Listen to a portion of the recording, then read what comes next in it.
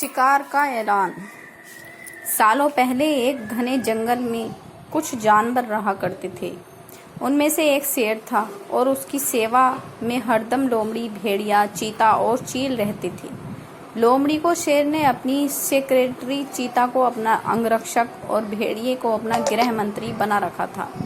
इनके अलावा चीता दूर दूर की सारी खबरें लाकर शेर को देता था, यानी वो खबरी का काम करता था। इन चारों को भले ही शेर ने अच्छे अच्छे पद दे रखे थे, लेकिन दूसरे जानवर इन्हें चापलूस मंडली कहते थे। सबको पता था कि चारों कोई काम करें चाहे ना करें, लेकिन शेर की चापलूसी खूब अच्छे से करते हैं। रोजाना चारों जानवर शेर की बढ़ाई में कुछ शब्द कह देते थे, जिससे वो खुश हो जाता था। इन सबके चलते जैसे ही शेर शिकार करता था तो अपना पेट भरने तक खाने के बाद वो अपने चारों खास पद में बैठे जानवरों को बाकी का हिस्सा दे देता था। इसी तरह लोमड़ी, भेड़िया, चीता और चील की जिंदगी बड़े ही आराम से कट रही थी। एक दिन खबरी चील ने अपने चापलूस दोस्तों को आकर बताया कि काफ़ी देर से सड़क के पास में ही एक ऊंट बैठा हुआ है। भेड़िया ने सुनते ही पूछा कि क्या वो अपने काफिले वालों से बिछड़ गया है। चीते ने इस सवाल को सुनते ही कहा कि चाहे जो भी हो, हम उसका शिकार करवा देते हैं शेर से, उसके बाद कई दिनों तक आराम से उसे खाएंगे। इस बात को सहमति देते हुए लोमड़ी ने कहा कि ठीक है, मैं जाकर राजा से यह बात करती हूँ। इतना कहकर सीधे लोमड़ी शेर के पास पहुंची और बड़े ही प्यार से बोली, महाराज, हमारा दूत खबर लेकर आया है कि एक ऊंट हमारे इलाके में आकर सड़क के किनारे में बैठा है। मुझे किसी ने बताया था कि मनुष्य जिन जानवरों को पालते हैं उनका स्वाद काफ़ी अच्छा होता है, एकदम राजाओं के खाने के लायक। अगर आप कहें तो मैं यह ऐलान करवा दूं कि वह ऊंट आपका शिकार है। लोमड़ी की अच्छी बातों में आकर शेर ने कहा, ठीक है। इतना कहते ही वह उस जगह पर पहुंच गया जहां ऊंट बैठा हुआ था। शेर ने देखा कि वो ऊंट काफ़ी कमज़ोर है और उसकी आंखें भी काफ़ी पीली हो चुकी हैं। उसकी ऐसी हालत शेर से देखी नहीं गई। उसने ऊंट से पूछा कि दोस्त, तुम्हारी ऐसी हालत कैसे हो गई? करहाते हुए ऊंट ने जवाब दिया, जंगल के राजा, क्या आपको नहीं पता कि सारे इंसान कितने दयाहीन होते हैं? सारी उम्र मुझसे है एक व्यापारी ने माल ढुलाया है। अब मैं बीमार हो गया तो उसने मुझे अकेले मरने के लिए छोड़ दिया।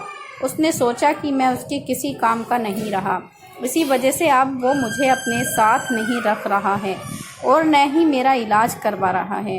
अब आप ही मेरा शिकार कर दीजिए ताकि मुझे इस दर्द से मुक्ति मिल जाए। इन सब बातों को सुनकर शेर काफ़ी दुखी हुआ। उसने ऊंट से कहा कि अब तुम इसी जंगल में रहोगे हमारे साथ, यहाँ तुम्हें कोई भी नहीं मारेगा। मैं ऐलान कर देता हूँ कि तुम्हारा शिकार कोई जानवर नहीं करेगा। शेर की इस दयालुता को देखकर चारों चापलूस जानवर दंग रह गए।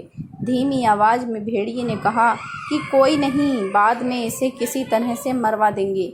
अभी जंगल के राजा का आदेश मान लेते हैं। ऊंट अब उसी जंगल में आराम से रह रहा था। अच्छे से ही हरी घास खाते खाते ऊंट एक दिन बिल्कुल स्वस्थ हो गया। वो हमेशा शेर के प्रति आदर भाव रखता था और शेर के दिल में भी उसके लिए दया और प्रेम की भावना थी। अब शेर की शाही सवारी भी स्वस्थ ऊंट निकालता था। वो शेर के चारों खास पदाधिकारी जानवरों को अपनी पीठ पर बैठाकर चलता था। एक दिन चापलूस जानवर ने जंगल के राजा शेर को हाथी का शिकार करने के लिए कहा। राजा भी मान गया, लेकिन वो हाथी पागल था। उसने शेर को बुरी तरह से पटक दिया। किसी तरह से शेर पागल हाथी से बच तो गया, लेकिन उसे काफ़ी चोट लग गई। अब बीमार शेर बिना शिकार किए किसी तरह से अपनी ज़िंदगी जीने लगा। उसके सेवक भी भूखे थे। उनके मन में हुआ कि आखिर ऐसा क्या करें कि कुछ खाने को मिल जाए। फिर उनका ध्यान हट्टे कट्टे हो चुके ऊंट पर गया। सब ने मिलकर एक तरकीब सोची और राजा के पास चले गए। सबसे पहले भेड़िए ने कहा कि महाराज, आप कितने दिनों तक भूखे रहेंगे? मेरा शिकार करके मुझे खा लीजिए, आपकी भूख मर जाएगी।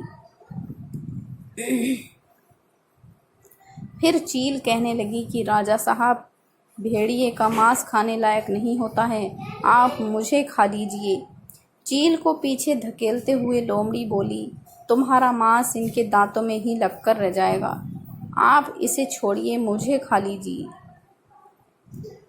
एकदम से फिर चीता बोला कि इसके शरीर में आपको सिर्फ बाल ही मिलेंगे, आप मुझे खाकर अपनी भूख मिटा लीजिए।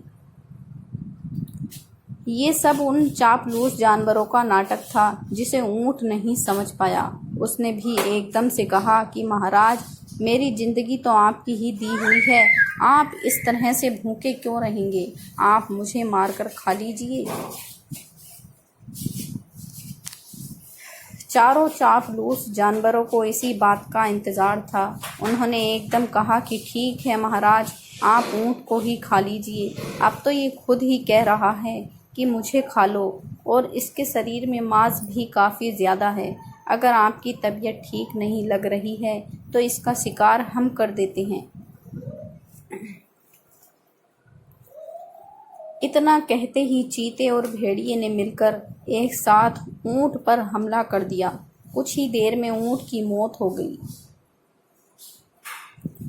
कहानी से यही सीख मिलती है, अपने आसपास चापलूस लोगों को नहीं रखना चाहिए, वो हमेशा अपने फ़ायदे की ही सोचते हैं। तो दोस्तों, आपको हमारी ये कहानी कैसी लगी, इसे लाइक और हमारे चैनल को सब्सक्राइब ज़रूर करना, और ऐसी ही प्यारी कहानियाँ सुनने के लिए हमारे YouTube चैनल से जुड़ना। धन्यवाद।